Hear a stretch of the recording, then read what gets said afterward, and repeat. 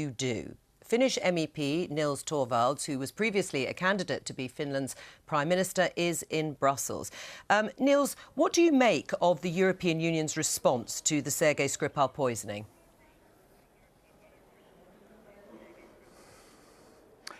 Well, we're going to see very different approaches, because some of the countries won't be criticizing Russia very severely.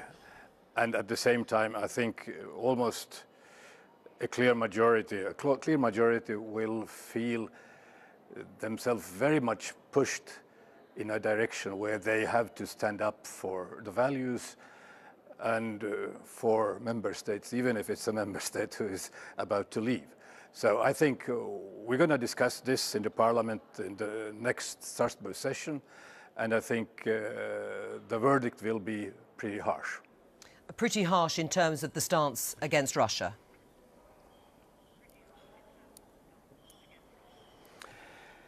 Well, we see that we have a lot of indications in this case. Russian security agencies has killed their former agents earlier. That's almost a question of honor for them. So the only one who could actually be interested in getting rid of Skripal are the Russians.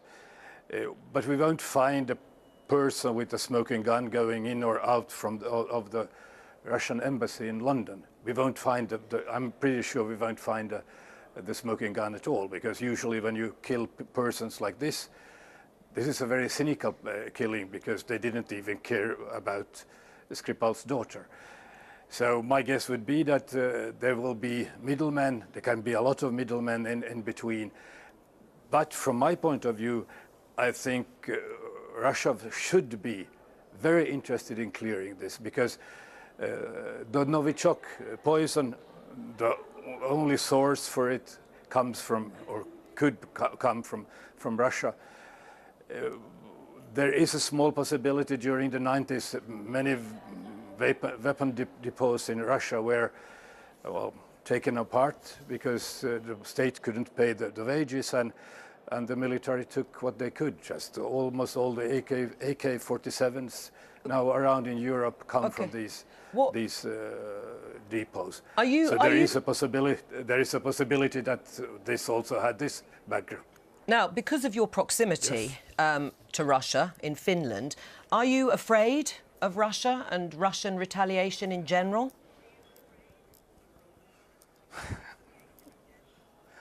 No, we are probably the only country in Europe having had a war with Russia and still staying an independent nation. So I think we have our credentials in this respect are pretty good, and I don't think we are afraid of them.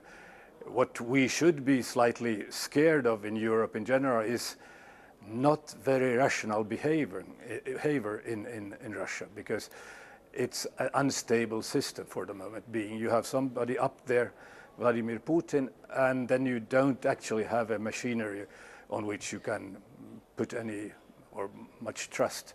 So the system as such is unstable, and that's a problem. What about concrete help from the European Union? What concrete help can Britain expect?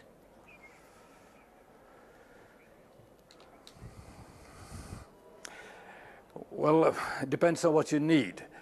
As I said, we have a lot of indications about the source of this murder.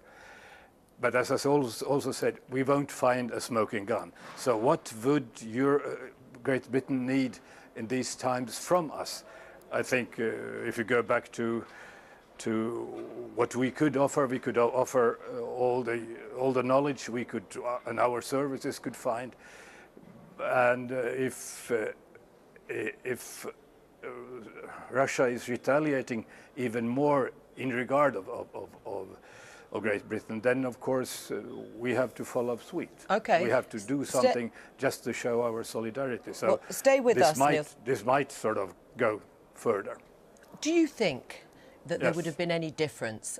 Niels, I'm going to come back to you in just a moment. Do you think there would have been any difference, Ian, to the EU response? I mean, they've shown solidarity if Brexit wasn't happening.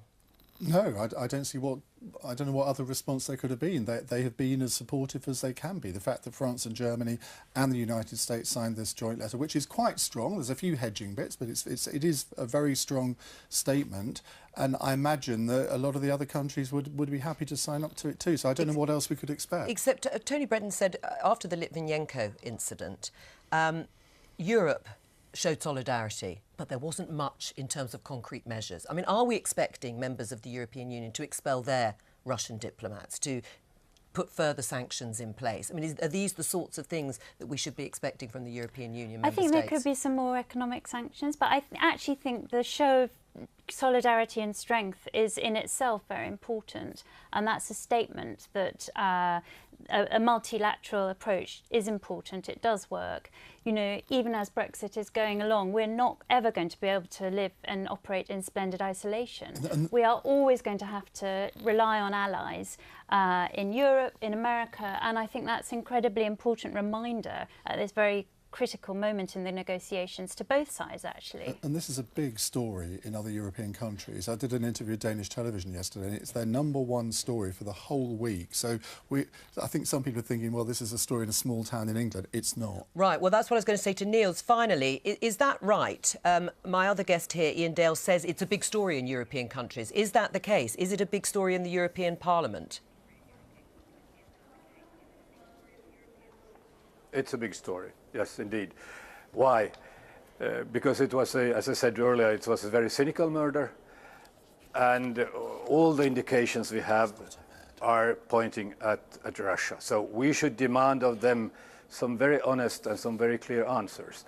And if they aren't able to deliver those answers, then we have to think about further measures, and those measures should be European measures, not just UK measures or Finnish measures or Belgian measures. They should be European measures. All right. Niels, thank you very much for joining us. And although Niels described it as a murder, they are critically ill, Sergei Skripal and Yulia, in hospital, not dead.